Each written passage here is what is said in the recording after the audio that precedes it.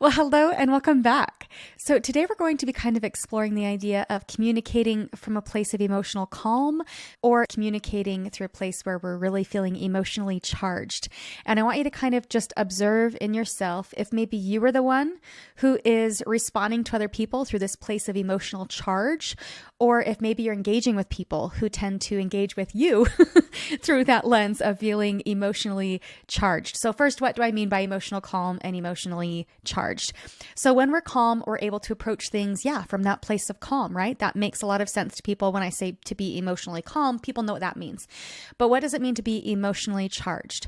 Emotionally charged is oftentimes when we're kind of buzzing, our emotions are elevated, and you can really feel a push behind how it is that you're communicating. And yes, there are instances in life where that push is really needed in order to get your point across or in order to communicate with somebody. Sometimes the push is helpful, but sometimes it gets in the way. And today we're going to be talking about it through that lens of in reference to the times when it can kind of get in the way of getting what it is that we really truly want in that moment. And honestly, what it all comes down to is basically emotional regulation.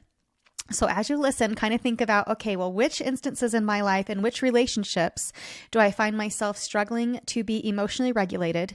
And how can I get to that place of emotional regulation so that I can approach it through a place of emotional calm rather than through that lens of being really emotionally charged? So I'm going to kind of give you a few examples here, and I want you to kind of see if you've experienced this before, and you might be on either side of the spectrum here. Play around with the idea of, oh, have I shown up in that way? Or do I engage with someone on a regular basis that is showing up that way, and just kind of use it as information? So someone who is feeling emotionally charged, they might make a comment like, look, I know that you're trying to avoid talking with me because you're trying to punish me. Now that feels very emotionally charged. You can feel the accusation behind that. Whereas someone who is approaching somebody experiencing the exact same situation, they might approach it a little bit differently through the lens of emotional calm. So instead, they might just be a little bit more clear and direct. They might say, hey, I'd love to get together. I miss you. They are not assuming where the other person's at. It's non-accusatory. It's not going to create defensiveness in the other person. It's just being proactive and doing your own personal work to identify what is it that I really want. Because oftentimes when we find ourselves being emotionally triggered, like in this instance where it sounds like they're not getting what they want from their friend, they're not getting the level of communication that they're hoping for, but they're tending to make it about the other person when they're acting through that lens of being emotionally charged. It's making it about the other person. It's their fault. It's about blaming and shaming. Whereas when they're able to approach it through that place of calm, they're keeping it about themselves. It's the I statements. It's, hey, I would love to get together. I miss you. It's being proactive about feeling the need that is underneath the insecurity. Okay, let me give you a few more examples. Emotionally charged might sound like, you must not like me very much because I haven't been hearing from you as frequently. Whereas emotional calm sounds like, hey, what have you been up to? It encourages curiosity, right? So when we're being emotionally charged, again, it's that accusing of other people. It's like, I know why you're not talking to me. It's because you must not like me very much. We must not be friends. Instead of being proactive about, oh, hey, I haven't heard from you as much lately. What's been going on with you? How have you been? It opens up the dialogue a bit more. It creates space for shifting the narrative. When we're approaching something through that lens of being emotionally charged, we have one narrative in our mind. And remember that the brain, it wants to be right even more than it wants to be happy. So if you're thinking that this other person has been intentionally avoiding you, you are going to see all of the evidence that that person has been intentionally avoiding you, whether they have been or not, right? You're going to be reminding them of all the times, well, I sent you a text and you didn't respond to it. And it doesn't open up any space for a new narrative. Whereas if you can just ask them like, oh, hey, what you been up to? It's as simple as that. It can open up that space to open up that dialogue and shift the internal narrative to something that is actually more supportive for the relationship. It's seeking to nurture the relationship rather than seeking that validation that whatever we are thinking is true. Okay, another example here. You're always too busy for me. I guess our friendship doesn't matter anymore. Again, it's prickly, it stings, it's kind of emotionally manipulative, right? Because it's kind of forcing the other person to prove their love and devotion, even though in their mind, there was no question of it in the first place. Whereas someone who is approaching it through that place of emotional calm, then they might say something like, hey, I noticed that we haven't been spending as much time together lately. Is everything okay? Again, it creates space for a new narrative. When we're emotionally charged, we have one story in our mind. It is a very narrow view of the world. Whereas when we're emotionally calm, we're able to open ourselves up to the possibility of what else might be true. We know that there might be multiple reasons why we haven't been hearing from them as often, but we can just genuinely ask from that place of compassionate curiosity rather than through that lens of judgment and insecurity. All right, emotionally charged. You never offer to help me when I'm busy. I guess I can't count on you. Now, again, you can feel the judgment. You can feel the prickliness. It feels very defensive. And of course, it's going to create that defensiveness in the other person. Whereas if you're feeling calm, you might be able to just be a bit more proactive about getting your need met. You might actually say, hey, I'm feeling a bit overwhelmed with work lately, and I could really use some support. Are you available to chat? It's being proactive about what is underneath the insecurity. I cannot emphasize that enough. Oftentimes our insecurities, they really do get in the way of actually communicating effectively. And this is where coaching can be very powerful, is it can help you to really peel back the layers and see, okay, what is underneath it? What is it that I really want? And is my neediness and clinginess and insecurity, is it getting in the way of what I really, really want? Sometimes we have to remind the brain that we really do actually want to be happy more than we want to be right, because your brain's default setting is going to say, no. I am right about this. You're avoiding me. You have triggered an insecurity in me. It's all your fault. And we need to step into that lens of more emotional maturity and just be proactive about filling those needs. I know a lot of this sounds like I keep repeating it, but that's because this is something that really needs to be repeated. We need to keep talking about it so we can retrain our brain to really help us to create a life that we really, truly want. Okay, last example here. You never listen to me when I talk. It's like you don't care about what I have to say. Now, again, it's putting the other person on the defensive. It's making the other person responsible for how we are feeling and how we are showing up. But the truth is, we are the ones responsible for how we feel, what we're choosing to think about, and how we're choosing to show up in the world. It all comes down to us. It is not on the other person. It is on us to show up in these ways, right? So acknowledge that yeah, okay, my brain wants me to show up really immaturely right now. How can I self-regulate those emotions and then step more into that calm? So if you're approaching the same scenario through that place of emotional calm, you might say something like, hey, I noticed that we have different communication styles and I want to understand yours better. Can we talk about how we can better communicate? They might not even have a clue that there's a problem for you. We've talked before here on the podcast about our manuals that we have for other people, our invisible list of instructions for how people should show up for us. But because we just assume that everybody knows how we want them to show up, we never actually talk about it. But here's the thing. You have your manual for communication and they have their manual for communication. So while you might be thinking something is wrong in their relationship because we aren't talking as often, they might be thinking, boy, I sure love that we can take a break from communicating when I'm busy and that I know that we're still okay and that we can come back and pick up where we left off. They might be thinking something completely different. So just because we're thinking something, it doesn't make it true. We really want to believe the thoughts that we are thinking and we want to prove them right. But again, there are multiple factors at play. There are multiple stories that we could be telling ourselves. And some of the stories that we tell ourselves are going to be creating that insecurity and that clingy energy that really doesn't create connection. It might create like a little bit of solution in the moment, right? So maybe we are acting in these emotionally charged ways, and in the immediate moment, it is fulfilling a need, right? The other person might be saying, oh, I didn't know you felt that way. Here, let me help you with that. But it's not a sustainable solution. It's not a sustainable solution to have to accuse the other person anytime you want to have your need met. And also, it's just unkind. So work to just check in with yourself, recognize, okay, am I clearly communicating or am I emotionally manipulating? And kind of just notice that, yeah, there is a difference. And again, this is something that is easier to see in other people.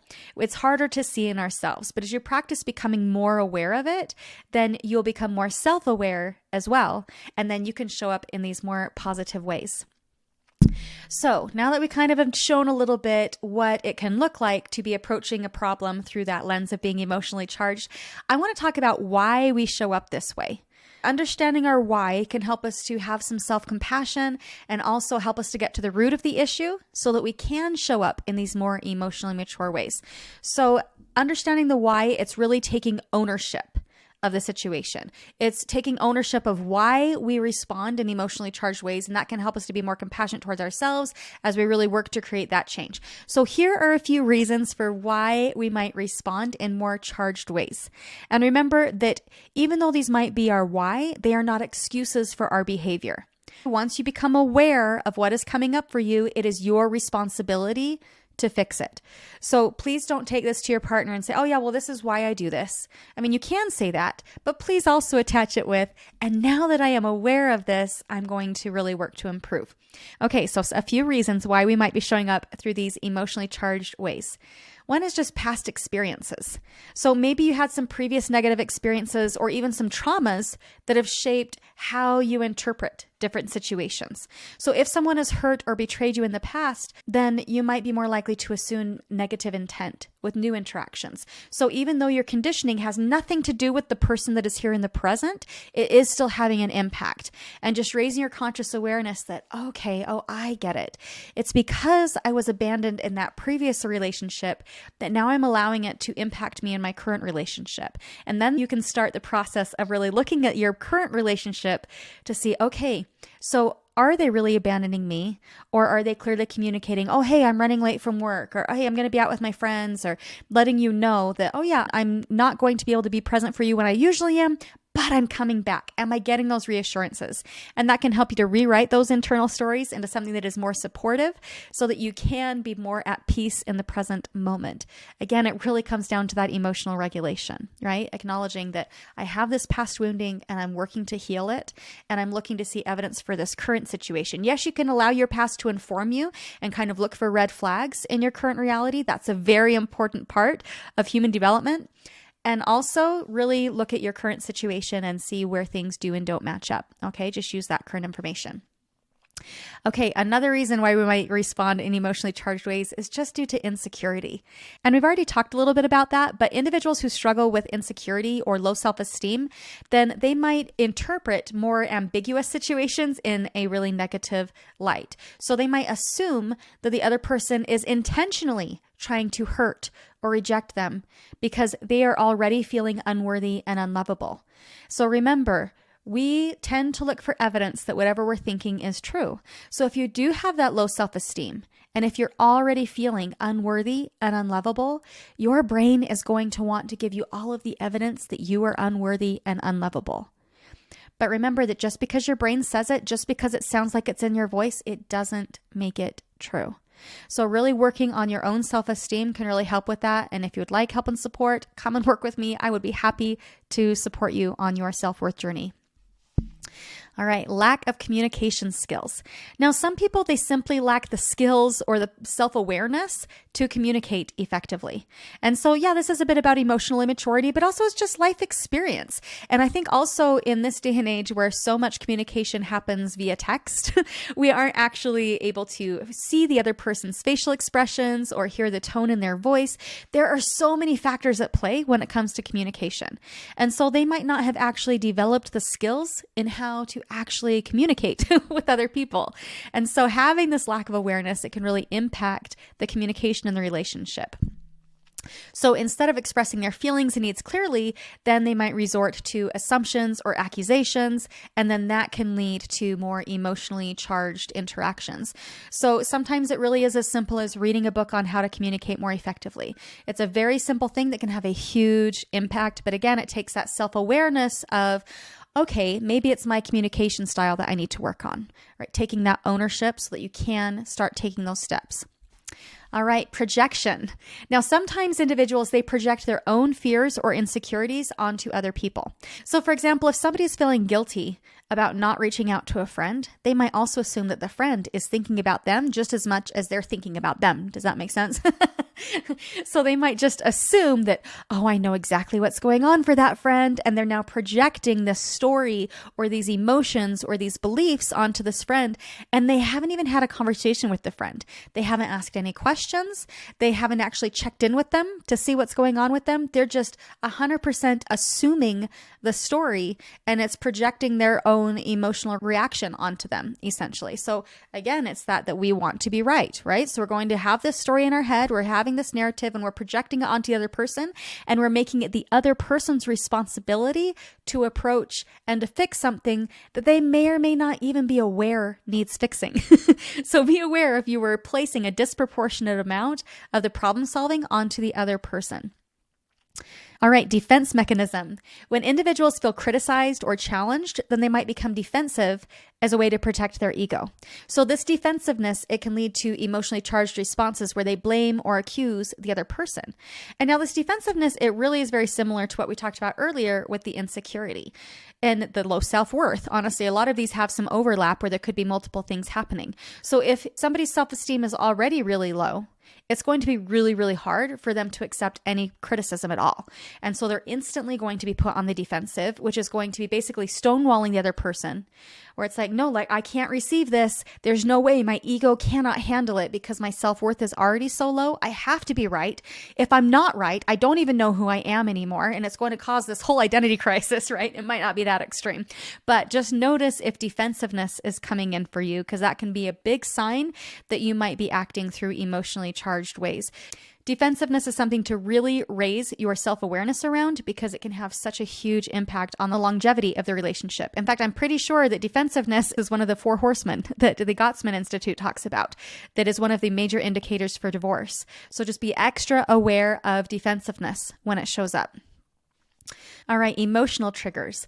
Now, certain topics or behaviors, then they can trigger a strong emotional reaction based on those past experiences. And we've kind of talked a little bit about this, but just be aware of these emotional triggers and how they might be showing up for you. Sometimes we're conscious about these triggers. We know exactly what triggered us. Maybe it was a tone of voice that someone is using that has now triggered us because of a past experience. Or maybe it's seeing a yellow convertible because that's what our ex drove. Or maybe it's a smell. Then we're just highly aware that, yes, I know exactly what that trigger was. But there might be other times where the trigger is more subtle and we are not consciously aware of it, but our subconscious is reacting in a very strong way. And now we are emotionally triggered. Now, if you find yourself being emotionally triggered quite often, then I will share with you some questions that I heard at one of my coaching seminars that was so impactful for me. But they said, if you find yourself feeling really in fight or flight, essentially, to ask yourself 2 questions. First, ask yourself, am I safe? This is a big deal one because when we're feeling that fight or flight response, our brain is essentially wanting to tell us that we are not safe. And so asking yourself that question, am I safe? It can help to bring that prefrontal cortex back online. So you might ask the question, am I safe? And then kind of look around your space. And so right now I could say, yeah, okay, I'm safe. I'm in my office. I'm safe. It's just me and my computer. My door is closed. Nobody's barging in. I am safe and I'm in my office here. And I can remind myself that no, right now I am safe. And then the next question to ask yourself is, do I feel safe? Because sometimes we might be physically safe, but emotionally we do not feel safe. But just asking the question can raise that awareness and again, bring that prefrontal cortex back online to help us to distinguish that, okay, I am currently safe, but I don't feel safe. And then you can ask yourself the question, okay, why? Why don't I feel safe? And that can bring so much self-awareness around these past triggers, around what's coming up for you, where you can recognize, okay, yeah, that's really interesting that I am physically safe, but emotionally I don't feel safe. And then you can really increase your awareness to really work through that. All right, and then the last one, cognitive bias. Now, human brains are wired with cognitive bias that can influence how we perceive and interpret information. These are our manuals, right? We know how the world is supposed to operate. So confirmation bias, for instance, then it leads people to seek out and interpret information that confirms their already existing beliefs or assumptions. This is what we've been talking about basically through this whole episode. This is the perfect illustration of the brain wanting to be right more than it wants to be happy. And it can be so interesting to even observe, a lot of people are talking politics these days. It can be so interesting to just observe when you are talking with somebody about something political. I'm not going to start that here, but if you're talking with somebody and noticing for yourself and for the other person, or even as you're watching different things play out online and on the news, to just witness, oh, isn't that interesting? How do people respond when they're brought new information? Are they open to receiving new information? Do they instantly shut it out? Are they wanting to defend their belief, or are they open to actually having a dialogue? Something that I find really, really interesting, this is the only thing I will say about politics. Something I find really interesting is it seems to be something with this current climate where people are so invested in their candidate that they have a hard time looking at the individual issues. And so if their candidate stands on one issue, then they stand with that candidate on everything, right? But really looking at, okay, isn't that interesting? Like, am I voting for an individual and just believing everything that they say? Or am I really being invested in and being open to the idea of, oh, okay, I feel this way about this issue. I feel this way about this issue. And when someone brings me new information about that, to be willing to go, oh, well, that's interesting. I didn't know that. Or even just comparing two different articles from two different news outlets to really have something to compare it to. In fact, I just so wish that newspapers, when they printed them, that they would have two articles side by side that had the same news, but through the different lenses, because that could really help to shake things up a little bit, where we can come to better recognize our cognitive bias and really see where, okay, isn't that interesting that I'm tending to lean more this way and that way? Because we tend to cling to specific news outlets or to specific candidates. It can be really, really interesting to just notice where that confirmation bias is showing up for us. Okay, I hope that wasn't too political. I try to keep things non-political, but I find cognitive bias to be such a fascinating subject to explore. So, all right, in summary, so overall, assuming intent and engaging in emotionally charged ways, then it often stems from a combination of these past experiences, insecurities, communication skills, defense mechanisms, miscommunication, emotional triggers, and cognitive bias. And really coming to recognize these factors, then it can help us to become more aware of our own personal reactions, as well as just becoming more aware when someone else is becoming reactive. Of course, we're only responsible for ourselves, right? But recognizing, oh, isn't that interesting? I can see now what it looks like when someone is approaching a conversation or a topic through that emotionally charged lens, and coming to observe it in yourself and in others can be hugely impactful. So for this week, I really encourage you to just really set your intention to show up through that place of emotional calm. And really meditate on what would that really look like? How am I showing up through that place of emotional calm? Oftentimes, if we are engaging with people that are emotionally immature, it's going to trigger that in us. We kind of tend to mirror other people. And so really being self-aware that, oh, isn't that interesting that in this relationship, I am really defensive. And oh, it's probably because they're also showing up with that defensiveness, but just becoming really aware of that. Okay, so just because I like to end things on a positive note, I'm going to restate all of those statements that come from emotional calm, just to really help you to set your intention for this coming week. All right. So remember, when you're approaching it through emotional calm, not only are you calm, but you're also being proactive and taking ownership of what it is that you want to create. You're not emotionally manipulating other people to get what you want. You're just making a clear statement and taking ownership of what it is that you want to create. Okay, so here we go. My emotional calm statements. All right. Hey, I would love to get together. I miss you. Hey, what have you been up to? I noticed we haven't been spending as much time together lately. Is everything okay? I'm feeling a bit overwhelmed with work lately, and I could use some support. Are you available to chat? I've noticed that we have different communication styles, and I want to understand yours better. Can we talk about how we can better communicate? So really, it could be a little bit of fun to just think about, okay, well, how can I approach this to a place of calm? And if you struggle to approach through that lens of calm, or if you really are engaging with people that have that emotional charge behind them, maybe before you start to engage with them, actually write it out. Write down your statements that you want to make from that place of emotional calm. And again, if you need help working through your emotions to get to that place of calm, come and work with me. I would be more than happy to work with you. You can click the link in my show notes to apply to work with me now. And yeah, all right. I hope you have a great week. Here's to a week of emotional calm. See you next time. Bye.